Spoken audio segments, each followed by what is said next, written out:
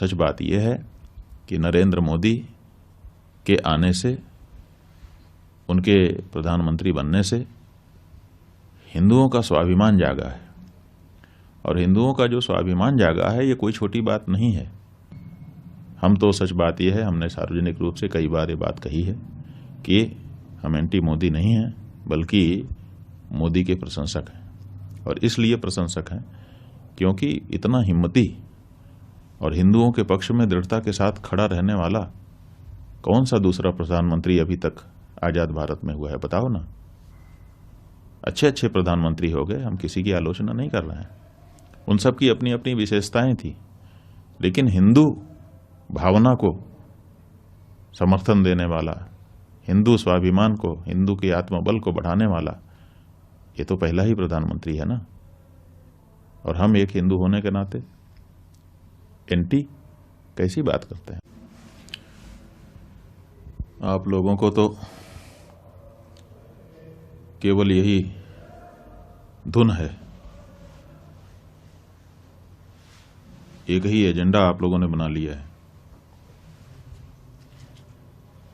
Media ने कि बस एंटी मोदी सिद्ध कर दो।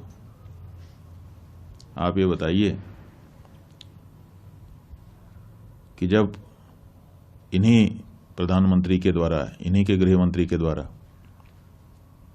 धारा 370 समाप्त की गई, क्या उसका स्वागत हमने नहीं किया? नागरिकता कानून लाया गया, क्या उसके बारे में हम लोगों ने अच्छा नहीं कहा? समान नागरिक संहिता की जब बात की जाती है तो अपनी जो हमारी धार्मिक चिंताएं हैं उनको व्यक्त करते हुए क्या हम उसका स्वागत नहीं करते हैं?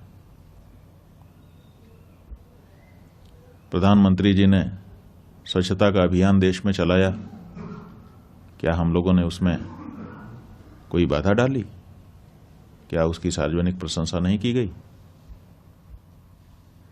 श्री राम जन्मभूमि के निर्णय के आने के बाद किस तरह से लॉ एंड ऑर्डर को पूरे देश में मेंटेन किया गया, किसी प्रकार का कोई दंगा फसाद नहीं होने दिया गया, इतने बड़े निर्णय के आने के बाद भी ये जो उनका प्रशासन के संचालन का कौशल था, क्या इसके बारे में हम लोगों ने सार्वजनिक रूप से प्रशंसा नहीं की?